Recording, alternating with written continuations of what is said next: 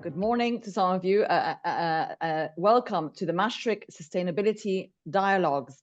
I'm delighted to be here to moderate this session, which will be discussing outcomes reached at COP28 and next steps for industry towards tackling climate change. And what an opportune time to be having that discussion, of course, 24 hours after the UAE here, who was hosting COP28, Dr. Sultan Jaber, who was the COP president designate, declaring the UAE consensus for an enhanced, balanced, historic package to accelerate climate action. Clearly, the UAE deeming it a success. And I'm being hosted today, of course, by Mashreq, Mr. Ganesh Kumar Vijay Kumar, Assistant Vice President of Sustainability at Mashreq.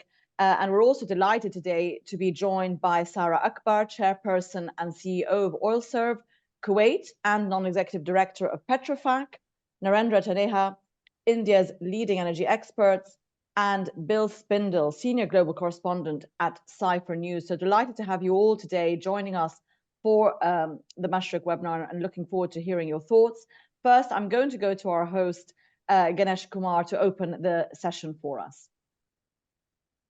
Thank you. Good afternoon, good morning, good evening, wherever you are.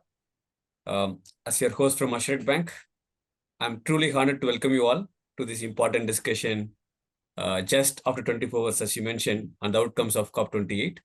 And the next steps we all, as a part of industry stakeholders, needs to take towards tackling climate change. I'm just back from Dubai today morning to India. So having had the privilege of spending 13 intense but enlightening days at COP28, I can attest to the tireless debates, the exchange of innovative ideas, and the global commitment towards addressing the climate crisis. Despite the long hours where everybody spent, the experience was filled with hope, largely due to the technologies and the youth and energy transition, what I saw, which promise a sustainable future. Today, as we delve into a session, implementation outcomes reached at COP28 and next steps for industry towards tackling the climate change. Let's carry forward the spirit of hope and innovation. Let's remember that every step we take towards sustainability is a step towards a better future for us and generations to come. At Mashreq Bank, just want to start off, we are not just observers of this change, we are active participants. We are committed to the sustainable future, dedicated to sustainable finance, and we are steadfast to our commitment to the Science-Based Targets initiative, SBTi. We believe that as a financial institution, we have a pivotal role to play in driving this transition to the low-carbon economy. In addition, we also recognize the vital role of youth, clear energy transition, and SME innovation in tackling the climate change. So I thank you for joining us in this journey towards sustainability. I'm looking forward to your participation insights. And now I request the moderator to initiate the discussion, please. Thank you. Thanks very much, Ganesh Kumar. And we are going to be discussing, industry in general, of course, and how the agreement at COP28 may be directing different sectors towards their goals in climate mitigation. But let's start with the sort of elephant in the room, which is fossil fuels, and that is one big industry that was very much part of the discussion in the last 2 weeks. Bill, I'd like to go to you. The agreement reached included a transition away from fossil fuels, those words being included for the first time in a COP28 agreement, but by 2050. Now, how significant was that, in your opinion, to the real practical direction that we go in from now? Yeah, I think it's a historic declaration. It really is the first time that a full COP, a full group of all the countries agreed that the problem at the end of the day is fossil fuels, and we need to ultimately, the solution is to transition away from them. It is, however, only a declaration, and declarations don't actually change anything on the ground unless they're acted upon, and that's really what we're going to see from here. And that's going to be a difficult road forward, but I think it is going to be made easier by this agreement, which was pretty hard fought. There was a lot of frustration on all sides, but in the end, they did agree on that transition. And I think that will set the course of future investment. I think it will make it'll sort of smooth the path for a lot of things to happen in the real world, but none of those things are easy. And if it's not acted on, in the end, it will make no difference. But I think in and of itself, it's important, especially the other things that happen there. Yeah, but I mean, just to continue on that point of, it's by 2050, right, for them to transition away from them by 20. That's a long way away. Many net zero goals are obviously targeting the same date. But I mean, does that actually make the situation for the oil and gas industry more vague than it was before, in a way? That we're going to transition. We knew we were doing that anyway. So what is the actual concrete difference? Okay, it's been included in the communique, but we were on the road to this transition anyway, weren't we? Well, yes, although there was considerable debate even about that, really, I think in some circles, and I think this really does bring the time frame forward. Yes, it's 2050 still is the headline number, but the 2030 number has come up in a lot of places. I think there's an understanding that this transition is underway. And again, I don't know that this necessarily pushes it all forward in and of itself. It's just a declaration at the end of the day. But it is an acknowledgement of a transition that is already underway, probably unstoppable, which is one of the reasons why everybody was willing to go along with it. So I do think it's significant, but does need to be acted on. Okay, well, Sara, welcome again. Does this put the oil and gas industry and producers, more firmly in the driving seat, if you like?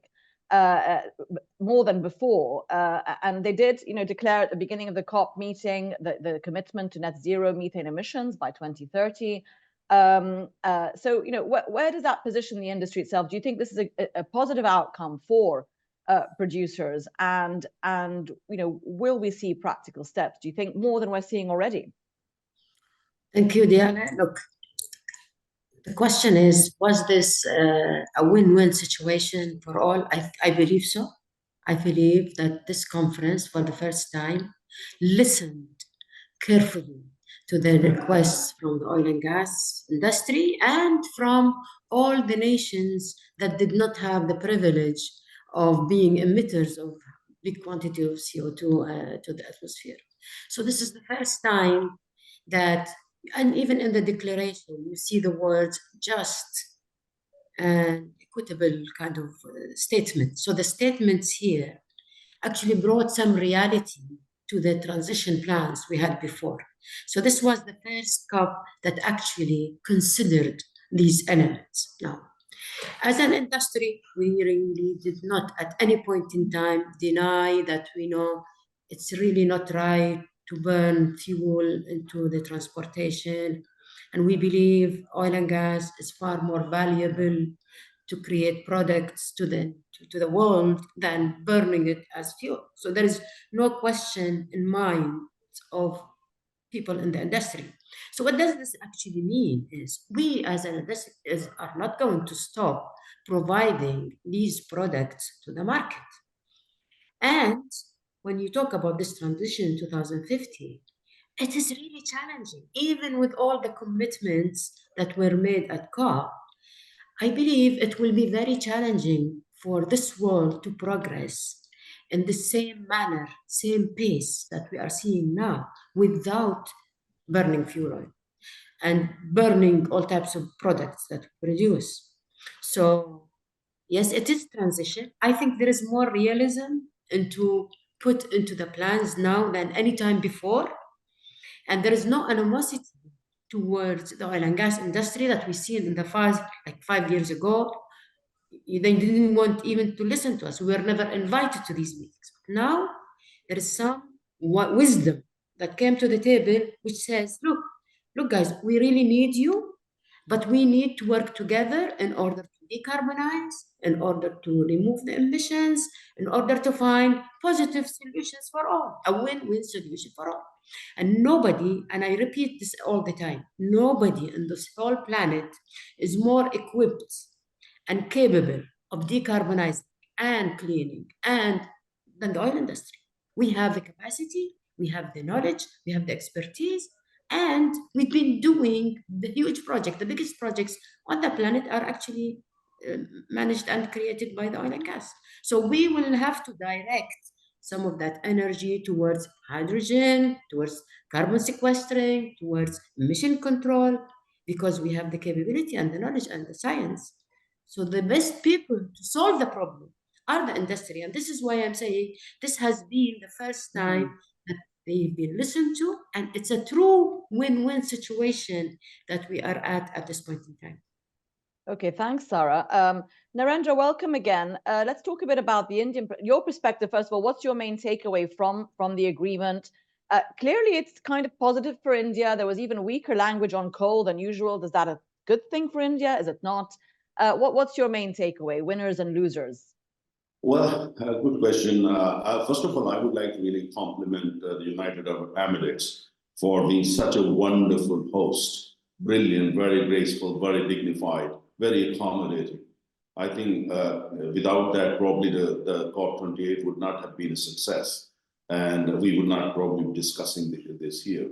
So my compliments to them. It represents the Arab culture, the Eastern culture, and something I hope the Western countries will look, sit up and take notice of. That was really great. That said, at the same time, I mean, I'm happy about the total outcome, but I'm not too excited. It's a UN conference, and if you look at the UN Charter and the intent and the goals set in the UN Charter and by the United Nations over the decades, I mean, in most places they have not succeeded. Look what's happening in Hamas, Israel. Looks what's happening in Ukraine, what's happening in many other parts of the world. So I'm happy that the direction has been set, but I'm not too excited in terms of that we'll definitely get there. I mean, the signature of the powerful Western countries are very much there. To say that it was a consensus, I don't agree with it. Majority of countries, the direction or the narrative has been written by the powerful Western countries. And the other countries, they had no alternative but to go along, hoping that probably the climate finance would be available, technology would be available, hoping that these powerful Western countries, because they are the ones who write most narratives, unfortunately, but that what they've said, they will walk the talk. If you look at the COPs of the past, they have not walked the talk. So that's why, while we celebrate the outcome, it's important that we also express our kind of, reservations. Because my own sense is that if you look at the language, good thing is that they've talked about climate justice, they've talked about other things as well, and which in a way indicate that, the energy have-not countries or energy poor countries won't suffer. So that's a good thing. And also saying that, transitioning away from fossil fuels, I mean, it has been already happened. But nevertheless, I think it's a very good outcome. But important thing is that in the declaration or in the deliberation, the focus has been only on one thing, to basically use the correct language, correct phrase, to set the intent, the agenda. But have we gone through a thorough scientific research? How is going to happen? Who has done that? International Energy Agency, I'm sorry, they represent only the rich countries. They don't represent me. They don't represent 6.7 billion people in the global south. And very often their data are questioned by some Western experts. Forget about the others in other parts of the world. So therefore, who had done the research?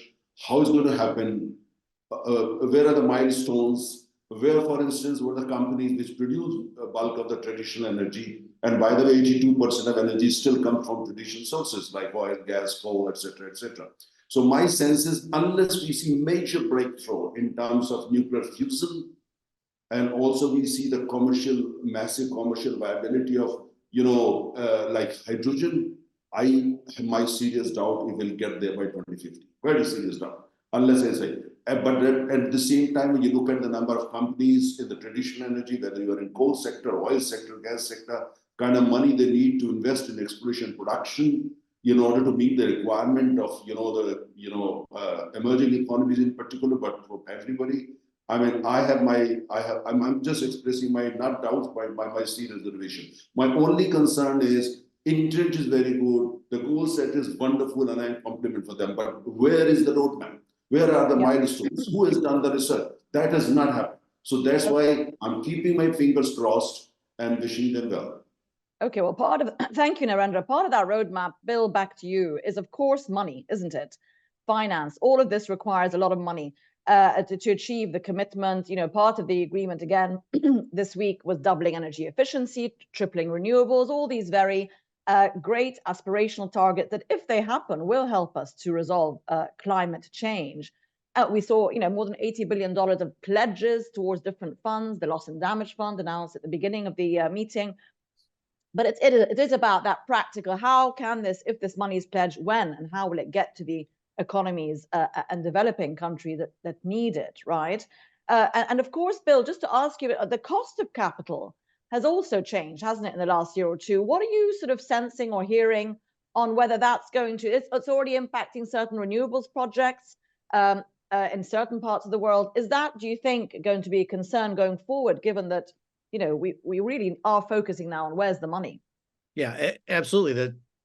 The money is the critical thing to all of this. And it's important to understand that that's largely upfront money, huge amounts of money upfront that in many ways you get back later by preventing the damages that climate change would cause and simply by the payoff over a long period of time. So, but that doesn't change the fact that a huge amount of money is needed up front, and it's particularly needed in the developing world, where capital is short and where need is great and where simple basic energy accessibility needs are huge. So yeah, that really is the linchpin of all of this. Is the money going to be able to move both in the face of higher borrowing costs overall, but also is it going to move from the wealthy countries that have money that largely caused this problem to get to the developing world where that money is really needed and where the future emissions will come in large part if they're not headed off by this big flood of investment. And that really, while there was a lot of pledging and a lot of fanfare, you know, we're really not seeing the sums of money that we need. The Loss and Damage Fund was operationalized. They sidestepped a major conflict over that, yet not even beginning to see the amounts of money that need to go into that fund, particularly from a place like the United States, which, you know, the amount of money they put up was absolutely pathetic by any stretch of the imagination. But, you know, that's going to have to happen. It's going to have to happen in a bigger way, or this will fall apart over time. And it will be, as Narendra said, much harder to achieve by 2050. Okay, thanks, Bill. Sara, there was also a reference in the agreement to make more room or acknowledge the space that transitional fuels are still very much part of the equation. No plan to sort of, I suppose, transition away from there. That's kind of obviously gas, criticized by a lot of people because, again, you know, that is a cleaner fuel than oil, but still dirty. How does that sort of balance? How do you look at that in terms of allowing that in the communique to continue? Is that just to allow time for us, you know, to get CCS and hydrogen, all these other technologies, caught up? Your point of view on that, and including that. So Diana, first, if you're asking me where would that money come from, I have one suggestion. If we stop putting money into war and destruction and direct it towards clearing the planet, then I think we can achieve much better outcome for the whole world. I think now there is a bill for $106 billion to go into war. I mean, if they can raise that kind of money for destruction, I think they can raise even bigger amount for construction and for creating a better world for all of us. Now, about the gas, now think about it. If you create hydrogen from gas by removing CO2, which is, we call it blue hydrogen, it's 1/3 of the cost of creating hydrogen molecule from green, from electrolyzing and creating that through green mechanism. So I want to understand, why is that not the number one option for all of us, is to decarbonize, create hydrogen from gas, and it achieves the same objective. What do we have against gas if we can clean it and use it as hydrogen, the best fuel? And I believe hydrogen is the fuel of the future. So if you ask me about gas, I think that is the direction for gas. It is much cheaper than any other technology to create hydrogen, and it's an available resource, so why not? Okay, thanks, Sarah. Narendra, just back to that in terms of India's sort of energy transition agenda. Obviously it has a serious plan on that front, still though very much dependent on oil imports. We'll get off energy in a minute, but I just wanted to ask your point of view on that in terms of, does the COP agreement, does India's negotiation and participation in that influence at all its direction and commitment to energy transition? It's sensitive to oil prices. We're now dropping below $80, very nice for India. But, does this COP agreement trigger anything within Indian policy and government policy towards investment also in dedicating its own capital to the energy transition? Well, you see, India is investing heavily in renewables. COP or no COP. We are doing it because we are a densely populated country and we want to take care of our children and grandchildren. So we are doing for that reason. Paris or Sharm el Sheikh or Dubai, that's not really important, but I think we have our own agenda. But our problem is that, we are importing 86% of our total requirement of oil, 56% our total requirement of natural gas we are importing. And people talk of gas or oil is the same volume. And we are also importing, for solar, 86% of, cells and panels we use, we are importing. So we are extremely vulnerable in terms of our energy security. Only source of fuel which provides us the kind of security we need as a nation is coal, which is indigenously produced. That's why we are very touchy when it comes to coal, because 68% power that we consume in the country, and we have kind of installed capacity of 420,000 megawatt, is coming from coal. So coal is the backbone of India's economy, especially when it comes to energy security. So I think we are keeping that in mind. But India will continue to use oil for rather aggressively for at least another 20 years, and natural gas maybe for another 30 years, and coal maybe for another 25 years. Coal power plants which are coming up now are going to be around for 35 to 40 year. We are not going to dismantle them overnight. So the point, it all depends on geopolitics, how the new world order emerges, what other countries do. Today, in Dubai, for instance, the rich, powerful Western countries have managed to basically impose the way they look upon energy transition, and the world had no option but to go along with it. But in 15 years from now, at COP, things might change. India might be more powerful, China might be able to speak more, Russia be more at peace, and Saudi Arabia and Iran probably may become even bigger powers in the region. So who knows? So point is that, climate summit in Dubai or before the Sharm, these are all political summits. These are not summits controlled by or, for instance, driven by, piloted by scientists. No, these are political summits. So this COP28 is basically the product of international world order today, but the world order is fast changing.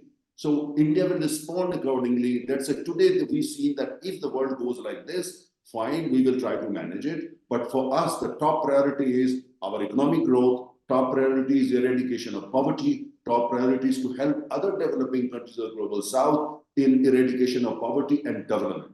But if global north and others, they are willing to participate, transfer not only capital at affordable rates, technology at the same time, are going to work in a more collaborative manner. I think what we have agreed in Dubai is going to be a great story. But if that does happen, if it's part of some only political agenda, then we're going to see a lot of frustration. And by the way, I want to mention one thing. If we don't succeed in what, for instance, we have decided to set our goal as the world, we are going to see, and unless these things are handled very carefully, we are going to see in decades from now, energy starvation, energy famines in many parts of the world. We don't want to see that. And a country like India is not going to let that happen.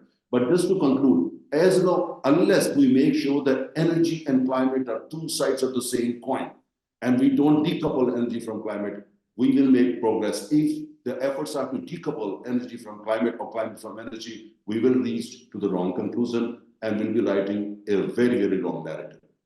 Okay, thanks, Narendra. Bill, just to talk about, I don't know if it came up at all in the discussions that you attended or conversations that you had. Carbon credits, the whole debate around that, the sort of strategy of that. was that a conversation at all? Of course, doesn't just involve, oil and gas production, but also steel, the hard to abate industries that are emitting carbon. Are we making progress on that front, do you think? And is it becoming a more credible tool? Yeah, I think the discussions about carbon markets did take place. There were quite a lot of them around this, mostly on the sidelines. They were not sort of center stage for very much of the time, a bit of the time. There continues to be a lot of hope because there's a lot of hope around financing, and it is seen as a way that money can find its way particularly from the developed world to the developing world for a lot of valuable projects. The carbon markets are kind of a mess. Confidence is extremely low. There's been a big effort to turn that around. I'm not sure they fully got there. Some of the big UN issues around what's called Article 6 and are about as arcane as you can possibly get were left unresolved till next year. So I think there's still quite a bit of work to be done there, but nobody's giving up on it because they see it as one of many pathways. And I think similar with multilateral bank reform, which we heard a lot about this year, I think we saw some significant incremental marginal changes there, but certainly not the revolution in kind of multilateral banking that is probably going to be needed, is almost certainly going to be needed to move this process forward in line with this grand declaration. Yeah, and I don't know if Ganesh Kumar, at any point, if you'd like to comment on any of the financing challenges, please do just let us know. Yeah, I was listening to the interesting comments. One of the things you also see is the lack of taxonomy across the globe with respect to what is green. For example, you want to invest in some places, but if something you're saying something is green, what about India? What about, let's say, other places in the world? So the lack of taxonomy is one place where we really struggle, because the problem of greenwashing and those things comes in. That's very important.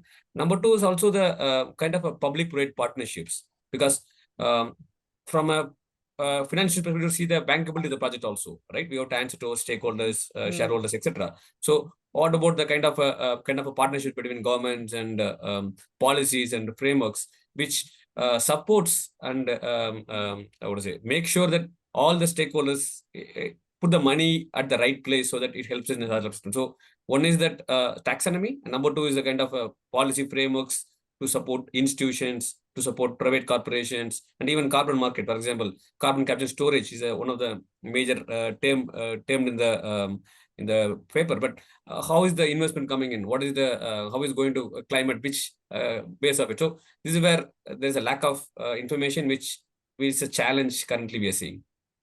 Okay, thanks, Ganesh Kumar. Sara, on that point of sort of PPP, public-private partnership, and those two sides of the coin working together better, the private sector perhaps, does it have enough clarity from policy in terms of the investments it's making towards tech solutions for the energy transition or for abating emissions? Do you think that is being done well, whether that's in the Gulf, where we have oil and gas production, or indeed any other industrial countries? Is policy directing sufficient?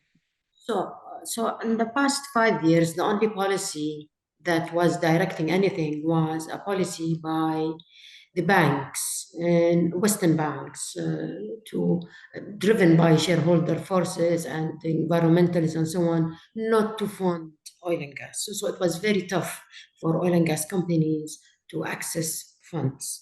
Now, I think recently, because of the demand, because of the kind of the market actually changed that picture, because people realized, but we cannot actually survive without investing oil and gas to get a just transition. So there is a U-turn in that area where now there is some funding, private equity funds, banks, Exim banks, they are back funding to a certain extent the oil and gas sector. Now, as you see, all of this is currently being executed and evolving. It is really the beginning of an evolution of this market for energy. It's not there yet. Not the policy, nowhere, not even in Europe, not in the US. It is all happening now as we speak. And I think the results of this conference will direct it and accelerate it so that we do have policies in place, we do have guidelines, we do have, actual funds that exist that support this, and they have some track record. Funds normally operate in 5 to 10 year kind of environment. So there is no fund that was established, that invested, that returned, that it happened. It didn't happen yet for all of this kind of new technology and the new energies. So it is the start of the revolution. I think the guidelines, that everything that happened in COP will actually accelerate it and will help it to develop. It is in development at this stage. Okay, Narendra, there is, in terms of the energy transition, it's been very much, not very much, but we've had, it's been government-led, but actually the private sector has been at the forefront, let's say, of the technology that has come forward in terms of solutions for that. But what we're seeing, as governments have committed more to the transition, they're likely to get more involved, aren't they, in terms of their own action there. A lot of people are saying that that's going to put us back a step, because we're going to get stuck in the nitty-gritty of politics and geopolitics and all the other commitments that governments have. Better be left to the private sector. Within India, is there who are the main actors on that front in terms of private versus public, and what do you think would be a more efficient way forward? Well, that's a very, very interesting point. The kind of commitments or the direction which has been set at COP28 would actually lead to governments across the world, even in the developed countries, being asked to play a bigger role, and in the energy sector as a whole, the entire chain. And the International Energy Agency's boss has been already saying that the government needs to intervene more and all that. And in India, the public mood is the energy sector is still, to a very great extent, controlled by the government. But the public mood is, public wants that private sector to play a bigger role. And increasingly, like in renewables, like in solar or wind, it's the private sector which is playing a bigger role. In hydrogen is going to be the same story. And I'm sure even in fusion, whenever it becomes a reality, is going to be the same story. In natural gas, is this already the same story? So I think, this is going to be a huge challenge, in the sense, not only in India, but across the global south, and I'm sure even in the rich countries or the global north, that if, in order to get there, the government would have no option, or the governments across the world would have no option but to actually start playing a bigger role. And that's going to be a huge challenge, because in many economies, including India, private sector is considered more efficient, and the fact it is more efficient. And the public sector is perceived to be not that efficient. We can go by the history of the last 70 years in my country. So therefore, that's a dilemma. And I think if government is kind of either sucked in, or the government steps in or whatever, I don't think it's going to be a very happy situation. A, investors would not be willing to put in money, and B, technology transfer is going to take time, and 3, the sector is not going to be that efficient. We have seen that across many countries. So I think this is going to be huge, this thing, without the government actually moving into the cockpit, controlling everything, almost everything. We'll not be able to get there. And if the government has to do it, especially when it comes to the large countries like India, China, and other parts, that's going to be a challenge. That's going to really slow down things. So I think along the way, as I said, capital, technology transfer, affordable technology, affordable capital, and the private sector being allowed to play a bigger role. So there's going to be many, many challenges. And I think that's what I said. Where are the milestones? Who have done the research? Intent is great, but the point is, along the way, that's where the real mountains are going to emerge. They're where the real China walls are going to emerge. And climbing those China walls, climbing those Everest mountains, not going to be easy. So I'm happy, but am I ready to celebrate, go on the rooftop, open the bottle of champagne? No way. Okay, we're not cracking over the champagne yet. Bill, just back to you, just for one sort of final comment in terms of bankable projects, scaling up, etc. It's one thing for us to consider what are individual countries doing on their own turf, but of course you have, and I'll come to you, Sara. What you have, countries like China with their BRI, Belt Road Initiative, having in the last decade invested in several, not necessarily transition projects, but many projects across Asia in particular. You have Gulf countries planning, to go sort of to spend and invest beyond their borders. Is that a positive thing for us to be mitigating climate change, do you think? Or should we be focusing more, let's just get on with our own emissions, everyone, and leave every country to itself? No, I think governments are going to have to play a huge role within their own countries and particularly the biggest countries, the U.S., China, the big capitalized countries can play a huge role moving capital into the developing world and building the things that are going to need to be built. And, first and foremost, probably among all these things is grid. Grid infrastructure is desperately needed in just about every country. China is doing extremely well within its own country and clearly has the talents and technologies and the capital to help out in the developing world, and has shown the desire to do that with Belt and Road, and probably just needs to shift a lot of those more traditional fossil fuel investments. It's slowly been happening, but in a much faster way to more clean energy related stuff in those same parts of the world. Okay, thanks, Bill. Well, I'm afraid we've gone a bit over time. This conversation could have gone on, and as Sara has had to get on to another call, but thanks you for that. Ganesh Kumar, I'll go back to you just to wrap up for us. Thank you so much for hosting this session. Thank you, everyone. As we conclude this enlightening session, I would like to express my gratitude to all the panelists, the moderator, for your active involvement and the insightful contributions.